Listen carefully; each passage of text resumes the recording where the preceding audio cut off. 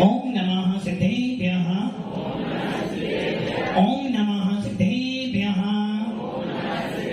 यदर्चा भावेन प्रमुदित मनः दरे दुर्यः छनाता सिद्ध सर्गी दुर्गन समयता सुख निधि लवन्ते सद्भक्त्या शिव सुख समाजम किमु तथा महावीर स्वामी महावीर स्वामी महावीर स्वामी गुरुवाह पंचनो नित्यम ज्ञान दर्शन नाहिका चारित्रानं गंभीरा मोक्षे मार्ग उपदेशिका पंच परमेश्वर भगवान की दो हाथ मिले हैं, चेतना है, लगना चाहिए कि हम लोग अभी जीवित हैं। पंच परमेश्वर भगवान की, एक आदिनाथ भगवान की, अंतिम शासनपति भगवान महावीर स्वामी की, आचार्य श्री कुंद भगवंत की, आचार्य श्री विमान सागर जी महाराज की, आचार्य गुरुदेव सरस्वती सागर जी महाराज की, 9 करोड़ मुनि राजों की, द्वादशा गिरवानी माता की।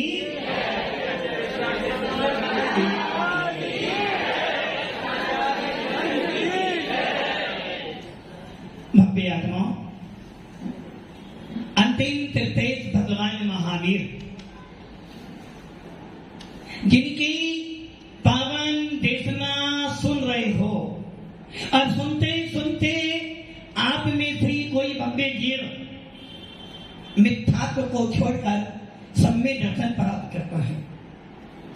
भगवान महावीर की वाणी सुनते सुनते कोई जीव ऐसा भी होता है कि पहले गुलिस्तान से सीधा 5वें गुलिस्तान में आ जाता है और महाभक्त धारण कर कर कोई आरिका बनता है तो कोई छुल्लक एलक बन जाता है। भगवान महावीर की देशना सुनकर कोई तुम में से एक भव्य जीव घर से आता है और मुनि मुद्रा धारण कर देता है और कोई ऐसा जीव भगवान की वाणी सुनता है, सुनते सुनते मन में भाव आते हैं। राकेश जी, अब यहाँ 2 राकेश जी बैठे हैं। राकेश जी हाउसिंग बोर्ड वाले, क्या करता है वो जीव जिनेन्द्र देव की वाणी सुनते सुनते ही भावना बना लेता है कि हे भगवान, यदि मैंने तुम्हारी वाणी सुनी है कम से कम मेरा समाधि मरण तो हो जाए, और यदि मैंने एक बार पंडित मरण कर लिया तो मैं पंडित मरण करने की योग्यता भी प्राप्त कर लूंगा। भव्य आत्माओं, ऐसा शासन हमें मिला है। हमें वो शासन मिला है जिस शासन में आत्मा की चर्चा की जाती है। हमें वो शासन मिला है जिस शासन के अंदर पत्थर को भी भगवान मानकर पूछते हैं। और हमें वो शासन मिला है जिसे हम अपनी आत्मा को भी भगवान आत्मा देकर मानते हैं। भव्य आत्माओं, एसी के अंदर बैठकर नरेंद्र जी गर्मी लग रही है, नहीं लग तो रही है, नहीं हमें लग रही, आपको कहां लग सकती, आप तो नरेश हो, आपको कहां गर्मी लग सकती है। आचार्य भगवंत तो कौन स्वामी कह रहे हैं अपने मौत पाउर में, यदि आत्मा का ध्यान करना चाहता है, आत्मा को जानना चाहता है, आत्मा की चर्चा सुनना चाहता है, तो पहले अपने आप को दुख देने की आदत डाल ले। क्योंकि सुख, जिसको सुख भोगने की आदत हो गई है, सुखिया स्वाभाविक जो जीवन है वो कभी आत्मा की याद नहीं कर सकता।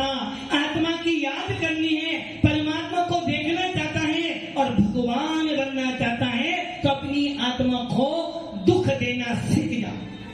अब आपको ये महाराज दुख देना तो जबरदस्ती वाला काम कर रहे हो, इच्छा मरने की है नहीं, भूखा प्यासा मार रहे हो। अरे भैया, दवाई भी जबरदस्ती पिलाई जाती है।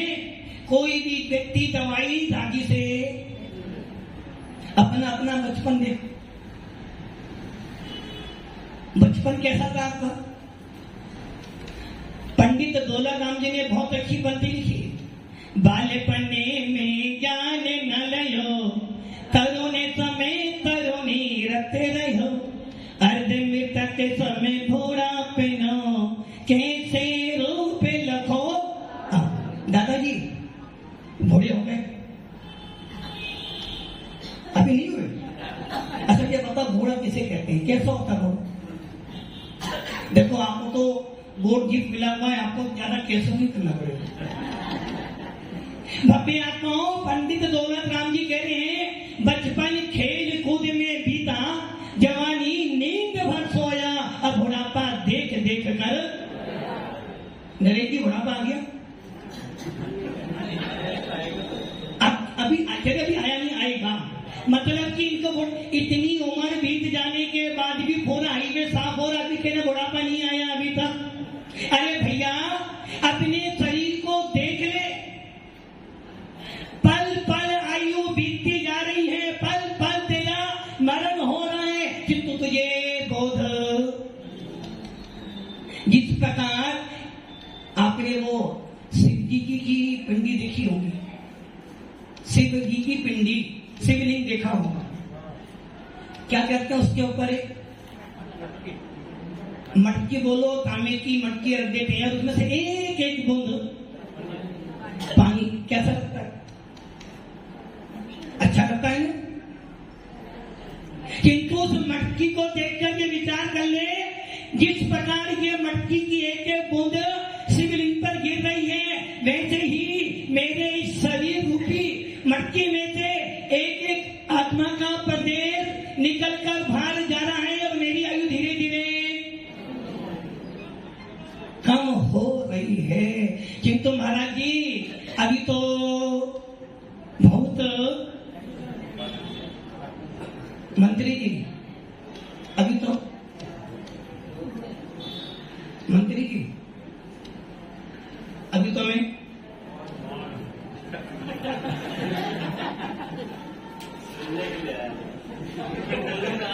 सुनने आए हो, बोलने आए हो? देखो यदि नहीं बोलोगे तो लोग कहेंगे भैया चिंता है नहीं, यदि बोलती बंद होगी लोग कहेंगे भैया खतरा हो गया पूरा, इसलिए बोलना जरूर। और जिनेंद्र देव की गद्दी पर बैठकर जिनेंद्र देव की वाणी सुनकर यदि बोलना नहीं सीख पाया तो कभी आत्माओं की चर्चा भी कर नहीं पाएगा। बोलो किंतु तोल कर बोलो।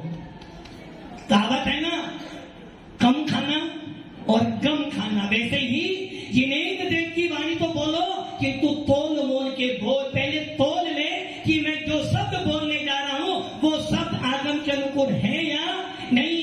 यदि आगम के अनुकूल है तो किसी को बुरा भी लगे तो बुरा मत खाना, तुमको बोल देने की दवाई कड़वी होती है, जितनी दवाई कड़वी होगी उतना रोग का समन करेगी, और जितनी जिनेंद्र देव की वाणी कड़वी होगी उतनी ही आत्मा को छुड़ेगी, आत्मा को लगेगी और तेरी आत्मा में भगवान पैदा हो जाएगा। भव्य आत्माओं, एक के पल में आयु निकल रही है, प्रति क्षण मरण हो रहा है, किंतु तुझे अपना बोध। दादाजी कब मरोगे आप? आपसे ही पूछ रहा हूं मैं, आपसे ही पूछ रहा हूं। अब वो सोचने क्या उत्तर दूं? भव्य आत्माओं, आपका प्रतिक्षण मरण हो रहा है, प्रतिक्षण। गर्मी लग रही है, अब आप ये सोचो, जब आप इस गर्मी में बैठकर 10 बार अपना पसीना पूछ रहे हो और 20 बार पानी पियोगे, अब आप जरा उन साधु संतों को देख लो, दिन में एक बार आहार कराते हो, एक ही बार पानी पिलाते हो, फिर भी 24 घंटे में पानी को याद भी नहीं करते हैं। ऐसा है भगवान महावीर का शासन। इसलिए हर कोई दिगंबर संत बन नहीं सकता, और जो दिगंबर संत बन जाएगा निश्चित रूप से मोक्ष को प्राप्त करेगा। भव्य आत्माओं, जिन शासन मिला है मात्र समय सार पढ़ लेना, आत्मा की चर्चा करना बहुत सरल है, किंतु आत्मा की चर्या करना बहुत बहुत कठिन है। बैठे बैठे बोल रहे हो मैं भगवान आत्मा हूँ,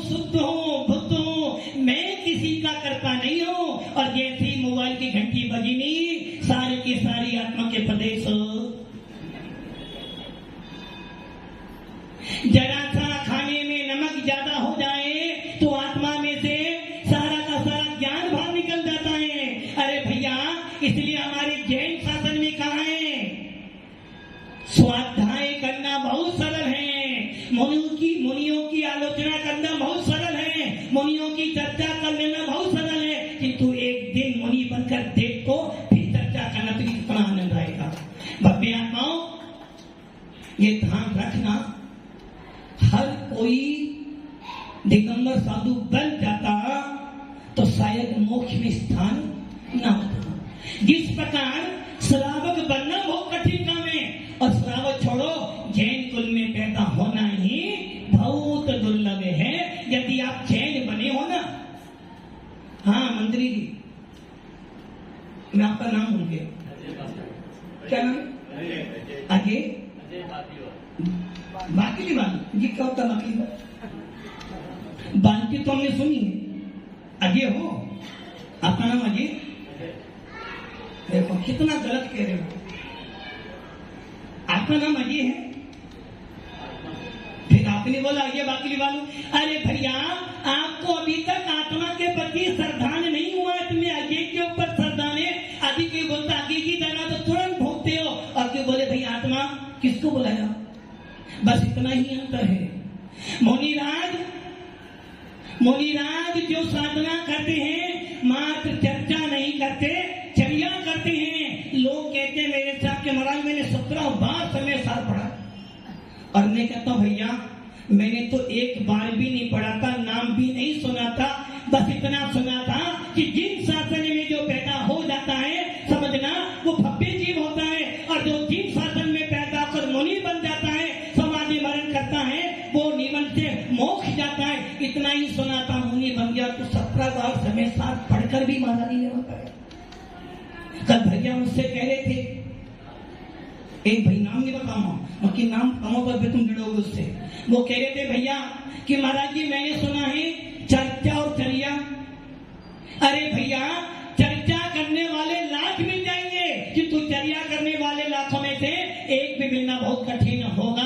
इतनी भयंकर गर्मी के अंदर जरा एक दिन की चर्या तो पालन कर लो मुनि राजो। पवन जी कर लो, पवन जी कर लो ना, क्यों?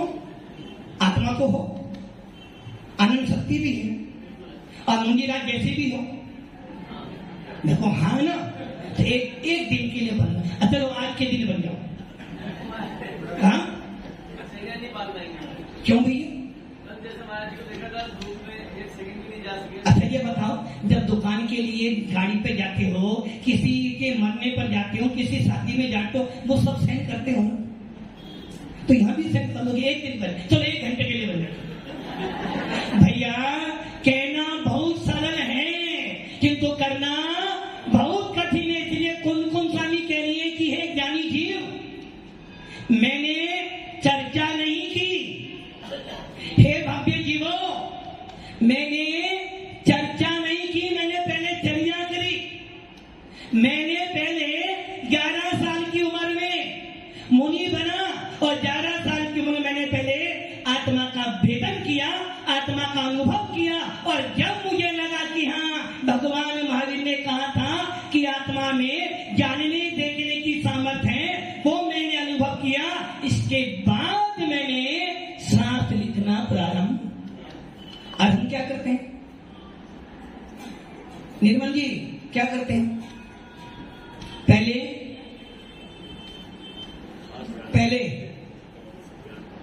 पहले चर्चा, महाराज पहले ज्ञान तो प्राप्त करने, अभी ज्ञान हो वही तो महाराज बनेंगे। अरे भैया, अपने बच्चों को पहले LKG में भेजते हो, पहले पढ़ाते हो, पहले एडमिशन कराते हो, बाद में शिक्षा देते हो। वैसे ही कौन स्वामी कह रहे हैं पहले दीक्षा ले फिर शिक्षा ले, और हम क्या कर रहे हैं पहले ज्ञान तो प्राप्त कर ले, और ऐसा ज्ञान प्राप्त कर तो फिर महाराज की परीक्षा कर।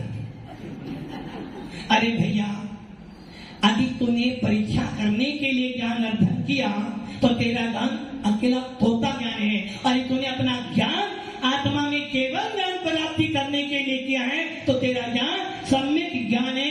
इसलिए हमारे आचार्य कहते हैं ज्ञान थोड़ा भी हो चल जाएगा, ज्ञान तेरा थोड़ा भी होगा तो चल जाएगा, किंतु तेरी चर्या अच्छी होगी तो थोड़े ज्ञान में तू केवल ज्ञान की प्राप्ति कर लेगा। भव्य आत्माओं सुन रहे थे,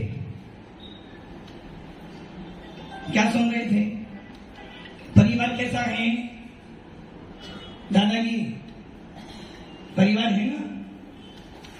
कितने भक्त साथ में जाएगा? कोई नहीं जाएगा। जानते हो यू आर वेलकम। जानने के बाद भी श्रद्धा नहीं हो रही हो, जान रहे हो कि बेटा क्या करेगा? पापा तुमने मुझे पाल पोस के बड़ा किया, अच्छी शादी करी, सर्विस लगा दी, पापा बस जब मरोगे ना अंगनी लगा कर आऊंगा और एक फोटो लगा दूंगा, साल में एक बार हाथ जोड़ूंगा। जानते हो फिर ये पूरा जीवन लगा दे तो बेटे के लिए अपने बारे में कभी नहीं सोच पाते। जिस पत्नी के लिए दिन रात एक ही थी, जिस पत्नी के लिए खून पसीना बहाया था, वो पत्नी भी कह रही है, क्या कह रही है? तुम्हारे बिना तो मैं खाना खाती नहीं। बेटा शादी होगी, शादी करोगे? पक्का नहीं करोगे? देखा शादी करेगा ना तो इन जैसा बन जाएगा, और शादी नहीं करे तो हम जितने बन जाएंगे। वो क्या समझना है? बड़े भैया आचार्य से पर की चर्चा छोड़ दो, अपनी चर्चा करना शुरू कर दो। आप ये ध्यान रखना, पत्नी जो कह रही ना, पवन जी आपकी भी है और एक ही बड़ी मुश्किल से मिली, एक भी वो क्या कह रही है? तुम्हारे बिना तो मैं खाना खाती नहीं, पहले आप खाओ तभी मैं खाऊंगी। किंतु जब इस शरीर में से आत्मा निकल जाती है तो पत्नी कहती है तुम जा रहे हो, बस सम्मत तुम जाओ, मैं आराम से जी लूंगी। अब हम ये सोच लो, जो परिवार जिसके लिए तूने अपना पूरा जीवन व्यर्थ कर दिया, वो परिवार भी तेरा नहीं हुआ, और तू क्या कर रहा है? परिवार के मुंह में पढ़ कर अपने आप को जीवन भर लगा देते हो। माताओं किनके पीछे? कभी पति के पीछे, कभी बेटे के पीछे, कभी पोते के पीछे, और कभी पापा जी के पीछे। और अंत में क्या सुनने को मिलता है? पराए घर से आई थी ना, चुप बैठ। कहां से आई? बाहर से आई थी ना, चुपचाप बैठ, तेरा कोई अधिकार नहीं बोलने का बीच में। कहां से आई? बाहर से ही, पराए घर से। और जब पापा के पास जाती हो तो पापा कहते हैं बेटा अब ये घर तो तेरा, बताओ। और तुम लोग क्या कर रहे हो? उस परिवार की चिंता में जी के अपना पूरा जीवन बर्बाद करती हो। धन्य है वो पर्याय जो आरिका बनकर साधना करती है और अपने स्त्री को छेद कर थोड़े भर में मोक्ष को प्राप्त कर लेती है। विचार करो तुम्हारा जीवन है कैसा? दादाजी हाँ, अब तो सारे काम हो गए, कोई काम बाकी है? एक काम बाकी है ना, बस एक ही काम बाकी है, मृत्यु महोत्सव करना है। कल करा दे, बोलो हमारा अभी पोते की शादी हो गया, फिर देखेंगे। मतलब कि इतनी सारी उम्र बीत जाने के बाद में मन में बेदागी नहीं आया? अरे गिनवानी सुनते सुनते सारे उम्र बीत गई, भगवान का विषय करते करते पूरा जीवन बीत गया, मुनियों को दान देते देते पूरे हाथ के बाल साफ हो गए, फिर भी लगा दो। अब तो फिर कब आएगा बेटा? नरेंद्र जी बन जाओ, नरेंद्र जी बन जाओ, नरेंद्र जी बन जाओ। बोले महाराज बड़ी मुश्किल तो मैं अध्यक्ष बनाऊं, अब तुम मुझे महाराज बना रहे हो। अरे भाई अध्यक्ष पद तो छूट जाएगा, मुनि बन जाओ, पूरी समाज के अध्यक्ष बन जाओगे, और किसी के अध्यक्ष बनो ना बनो, अपनी आत्मा के तो अध्यक्ष बनी जाओगे। नरेश जी ओके?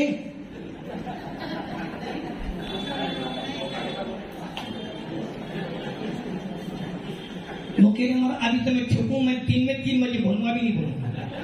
भव्य आत्माओं, बड़े भाग्य से मिला है नरभव, बड़े भाग्य से मिला है जिन शासन, और बड़े भाग्य से मिलती है कभी कभी जिन संतों की संगति, और जिन संगति पाकर भी यदि अपने आत्मा को नहीं खो पाया तो समझना तेरे से ज्यादा दुर्भाग्यशाली और कोई नहीं हो सकता। आज का पावन दिवस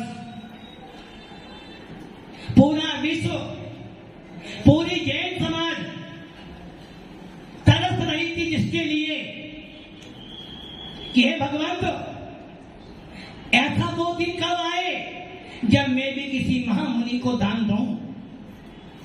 और पढ़ते हो ना, दान दे मन हर्षाए। भगवान ऋषभदेव जिन्हें आदि ब्रह्मा, कैलाशपति, अर्धनारीश्वर, शंकर, पिता परमेश्वर कहते हैं, ऐसे आदिनाथ भगवान जिन्होंने तीसरे काल में जन्म लिया और जन्म लेकर एक नहीं दो दो विवाह किए। 101 पुत्र और 2 पुत्री, 103 पुत्र को जन्म दिया। और भव्य आत्माओं, आदिनाथ कह रहे हैं चिंता नहीं करना, मेरा कुल बहुत बड़ा कुल है, मेरे ही कुल में अंतिम तीर्थंकर पैदा होगा और मेरे ही कुल में प्रथम मोहगामी जी पैदा हुआ है और मेरे ही कुल में प्रथम चक्रवर्ती है और प्रथम तीर्थंकर भी मैं ही हूं। ऐसे आदि ब्रह्मा आदिनाथ भगवान जिन्हें हम कुलकर भी कहते हैं, ऐसे भगवान आदिनाथ, राजा की राज आदिनाथ, जिनके प्रथम कामदेव बाहुबली भगवान, जिन्होंने साल भर तक घोर तपस्या की और मोक्ष प्राप्त कर लिया। भरत चक्रवर्ती जितने 6 खंड का अधिपति ने अपनाया और मात्र अंतर्मूर्त दीक्षा लेने के अंतर्मूर्त मात्र 47 मिनट के बाद ही मैंने परिज्ञान प्राप्त कर लिया। ऐसे भरतेश चक्रवर्ती जिन्होंने केवल ज्ञान भी प्राप्त किया और इस देश का नाम भी भारत। ऐसे आदिनाथ के बाहुबली चक्रवर्ती आदि 101 पुत्र सबके सब मोक्ष में चले गए। ब्राह्मणी और सुंदरी, लोग कहते हैं नारी कमजोर है, किंतु भगवंत कहते हैं नारी नारी मत कहो, नारी रत्नों के खान और नारी से पैदा हुए 2400 भगवान।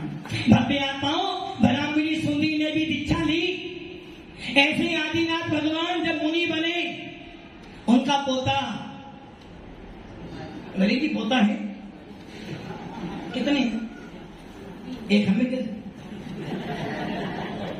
तो दे, क्योंकि दादा को मूल से ज्यादा ब्याज प्यारा होता है, तो ब्याज दे तो मूल हम मिलेंगे बाद में। आदिनाथ का पोता भरतेश का पुत्र मारीची, वो भी मुनि बन गया, जो मारीची आगे चलकर भगवान महावीर बना। ऐसे मारीची ने दीक्षा ली और आदिनाथ ने दीक्षा ली। 4000 राजाओं ने भी दीक्षा ली और आदिनाथ महामुनिराज 6 महीने का कायोत्सर्ग लेकर खड़े हो गए। 6 महीने तक। अब आप सोच लो, सारा साइंस फेल है, सारा साइंस फेल है जैन मुनियों के सामने। साइंस कहता है यदि व्यक्ति एक दिन पानी ना पिए तो भैया क्या हो जाएगा। आदमियों को पानी नहीं पीना पूरे दिन, क्या हो जाएगा। तुम तो आत्मा हो ना। चले काम करो, 15 दिन पानी जा क्या, पानी भी नहीं पीता 15 दिन, क्या हो जाएगा। क्या नहीं रहेगा। अरे शरीर में आत्मा तो रहेगी ना। हमारा धर्म शरीर का नहीं, आत्मा का है। अप्पा सो परमप्पा, राकेश जी, अध्यक्ष जी, 1 महीने के लिए पानी का प्यास, पानी भी नहीं पीना 1 महीने का। बोलो महाराज, फिर राकेश जी हानि मिलेंगे। अरे जाना तो है ना। भक्ति आत्माओं, सोच लो, उस महामुनि ने 6 महीने के लिए चारों प्रकार के हाथ पानी का त्याग कर दिया, 1 बूंद पानी भी नहीं पी और 6 महीने तक उपवास में खड़े हो गए। 4000 राजाएं इधर उधर भाग तो गए, किंतु आदिनाथ तीर्थंकर हैं। तीर्थ को चलाने वाले होते वही तीर्थंकर होते हैं। और ऐसे आदिनाथ भगवान 6 महीने के बाद हार गिर गई। अब मैं आपसे पूछता हूं, जितने लोग यहां बैठे हैं, आदिनाथ भगवान हार पे नहीं जाते तो आप क्या करते हैं।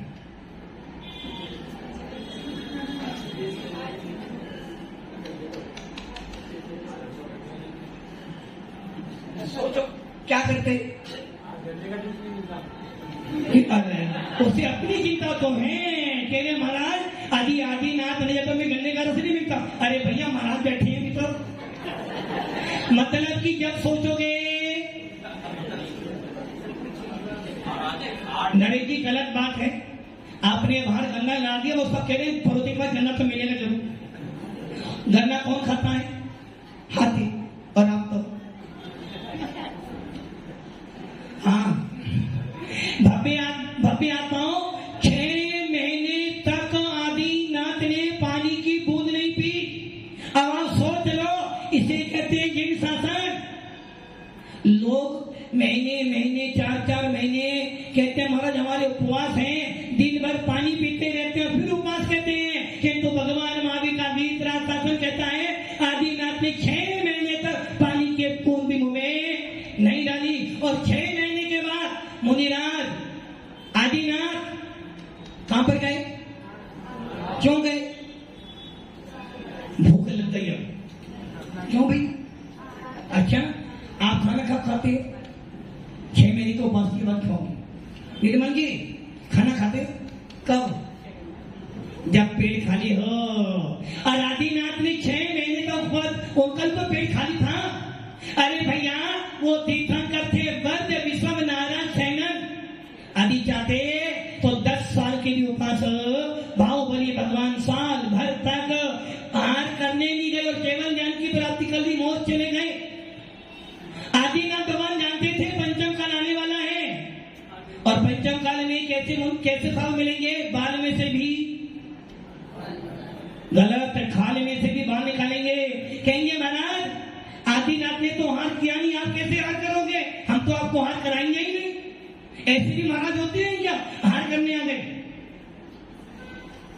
और ये सत्य है, यदि आदिनाथ या तीर्थंकर यदि चर्या ना करते तो आज के पंचम काल के मुनि को तुम जिंदा ही कहते महाराज शांति से ध्यान करो, साधु को हार नहीं कराते हम। आदिनाथ जानते थे कली काल आएगा और कली काल का श्राव बड़ा बड़ा बड़ा चतुर होगा। सामने तो कहेगा महाराज जी मैं आपका ही हूं, आपका ही, और पीछे जाकर निंदा करेगा। इसलिए आदिनाथ महामुनि ने विचार किया पंचम काल हो चतुर काल हो, मुनिराज शुभोपयोगी भी मिलेंगे, हीन सनन वाले भी मिलेंगे, उनको एक बार को हार करना ही पड़ेगा, क्योंकि बिना हार किए साधना नहीं हो सकते। वहां मुनिराज हार फिर निकले। 6 महीने, कितने महीने? 6 महीने लग गए, किंतु क्या नहीं मिला? विधि नहीं मिली। अरे विधि तो जब मिलती तो विधि मिलाने वाले होते, श्रावक जानते ही नहीं थे कि विधि क्या होती है। वो तो कहे कोई लड़की ले जाओ, कोई कपड़े ले जाओ, कोई भोजन करो, जानते ही नहीं थे। किंतु आदिनाथ को 6 महीने हो गए, पूरे 12 महीने निकल गए। फिर भी लोग कहते हैं महाराज आप कहते हो कि देवी देवता होते हैं, देवी देवता होते हैं, किसे करते हैं, चमत्कार करते हैं, फिर कौन ही देवी देवता आ गए? अरे भैया मूर्खों वाली बात क्यों करता है? तो दुकान खोलकर बैठा है, अभी आमदनी नहीं होगी तो गलती किसकी है? गलती किसकी है? अरे तेरे भाग्य में ही नहीं है। वैसे ही अभी आदिनाथ का पाप कर्म का उदय चल रहा था। जब मेरे फिर पाप कर्म का उदय हो तो लक्ष्मी भी आती हुई चली जाती है। दल बल देवी देवता माता पिता परिवार और रत्ती बीड़िया जीव को कोई ना रखे। कहते हो ना महाराज मैंने बहुत बड़ा बच्चा पढ़ ही नहीं पाया, अब उसका भाव। वैसे ही आदिनाथ का पाप कर्म का उदय था, और पाप कर्म के उदय में यदि कोई आएगा भी, जैसे वो कहते हैं ना जब अति पाप कर्म का उदय हो तो पानी भी पेट्रोल का काम करता है। आदिनाथ को 12 महीने हो गए, घूमते घूमते 1 महीना और निकल गया, पूरे 13 महीने हो गए। 8 दिन और निकल गए। पहुंचते पहुंचते कहां तो अयोध्या और कहां हस्तिनापुर में आ गए। और जब हस्तिनापुर में आए तो हल्ला मच गया कि कोई महामुनि आए हैं। 13 महीने 8 दिन हो गए, अभी तक। अब वो क्या करो? अचानक राजा को पता चला कि कोई महामुनि आए हैं, 13 महीने 9 दिन हो गए हैं। और जैसे ही उस राजा श्रेयांस और सोम ने आदिनाथ महामुनि को देखा, जाति स्मरण हो आया और विचार आ गया कि जब मैं श्रीमती थी, कौन? जब राजा श्रेयांस श्रीमती की पर्याय में था, और ये आदिनाथ वही हैं जो उस समय बद्धगण के पर्याय में मेरे स्वामी थे, मेरे पति परमेश्वर थे। उस समय हमने 2 रिद्धिधारी मुनिराजों को विदेह क्षेत्र की नगरी में आहार दान दिया था, और उस आहार दान की अनुमोदना करने वाले 4 पशु भी थे। उसे याद आ गया कि मुनिराज को कैसे विधि मिलाते हैं, और उसी क्षण राजा श्रेयांस और सोम ने बोलना शुरू कर दिया, हे स्वामी नमोस्तु नमोस्तु नमोस्तु, अत्रो अत्रो अत्रो, तिष्ठो तिष्ठो तिष्ठो, हार जल। तुरंत महामुनिराज श्रेयांस राजा के सामने खड़े हुए। दोनों भाइयों ने, परिवार ने परिक्रमा लगाई और महामुनि राज को आज के दिन 13 महीने 9 दिन के बाद इच्छू माने गन्ने के रस का हार दिया, और वो ऐसा हार कराया कि वो गन्ने का रस समाप्त नहीं हुआ। इसलिए आज का दिन हो गया अक्षय तृतीया, जिसका कभी क्षय नहीं हो। लोग तरसते हैं आज के दिन, कि किसी मुनिराज मुझे मिल जाए और मैं उस मुनिराज के हाथ पर एक नवाला रख लूं और भावना वालों कि मैंने महामुनिराज आदिनाथ को हार दे लिया। आज के दिन जैन श्रावण के दिन में आज का दिन सबसे बड़ा दिन है, क्योंकि भगवान आदिनाथ ने कुमार तीर्थ चलाया था, किंतु राजा श्रेयांस ने दान तीर्थ चलाया था। आदिनाथ ने मोक्ष मार्ग शुरू किया था, किंतु उस मोक्ष मार्ग पे चलने वाले मुनियों को प्राण दान राजा श्रेयांस ने दिया था। यदि राजा श्रेयांस दान ना देता तो आज मुनियों को भी हर दान नहीं मिलता। इसलिए भव्य आत्माओं, राजा श्रेयांस ने आज के दिन दान तीर्थ की शुरुआत की थी, जिसके कारण आज सब आप भी मुनियों को दान देते आ रहे हो। ऐसे राजा श्रेयांस और भव्य आत्माओं, तत्वा सूत्र के 7वें अध्याय के अंतिम सूत्र में आचार्य भगवान उमा स्वामी कह रहे हैं, दाता पात्र विधि द्रव्य यदि अच्छा होता है तो अतिशय उत्पन्न होता है। पात्र तीर्थंकर मिल गए, दाता उत्तम था, विधि उत्तम थी, द्रव्य अच्छा था, अतिशय हुआ। और जो तीर्थंकर को आहार दान देता है, जो तीर्थंकर को दान देता है, वो भी उसी भव से अथवा तीसरे भव से मोक्ष चला जाता है। आप सोच लो, यदि तीर्थंकर को हार देने वाला तीसरे भव में या एक भव में मोक्ष जाता है, तो आपके पंचम काल के मुनियों को जो भक्ति पूर्वक हार देता है, उसका भी मोक्ष जाना तो निश्चित हो गया है। धन्य है वो जीव जो मुनियों को भक्ति से हार दान देते हैं। धन्य है वो जीव जो चतुर्विधि संघों को नर्मदा भक्ति से हाथ दान देकर उनका मोक्ष मार्ग प्रशस्त करते हैं, उनको प्राण दान देते हैं और कहते हैं, भगवंत हमने आपको हाथ दान दिया, आप खूब साधना करो और कर्मों का अंत कर मोक्ष की प्राप्ति करो। भव्य आत्माओं, राजा श्रेयांस ने दान तीर्थ चलाया और आदिनाथ ने तीर्थंकर होकर मोक्ष मार्ग चलाया, और वो परंपरा आज तक चली आ रही और आगे भी चलती चली जाएगी। अभागे होते हैं वो जीव कि आज के पावन दिन भी मुनियों के दर्शन तो छोड़ो, हाथ देने भी नहीं आ पाते हैं। भव्य आत्माओं, आज का दिन तो जैन शासन में इतना बड़ा मुनि रक्षा का दिन है। आप कह रहे रक्षा विद्या नहीं, मुनि रक्षा का दिन है, क्योंकि मुनिराज एक टाइम हार के बिना जीवित नहीं रह सकते। वो श्रावक धन्य है।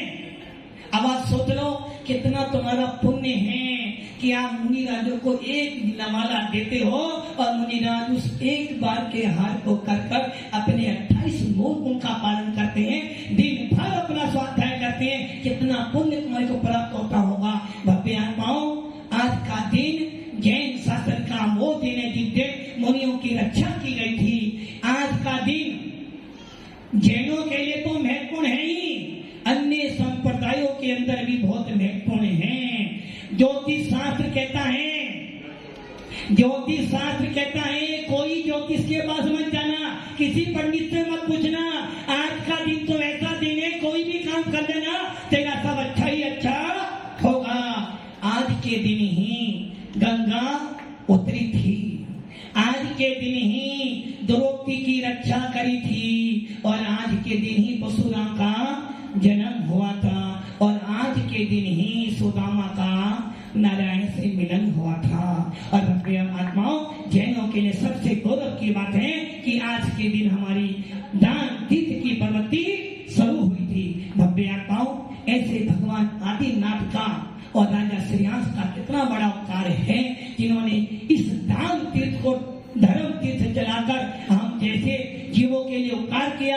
आज भी वो सलामत धन्य हैं जो मुनियों के लिए दान देकर दान तीर्थ की प्रवृत्ति करते हैं। भव्य आत्माओं, बड़े भाग्य से मिलते हैं मुनिराज, बड़े भाग्य से मिलता है चतुर्विधि संघ, और बड़े भाग्य से मिलता है अवसर हार दान देने का।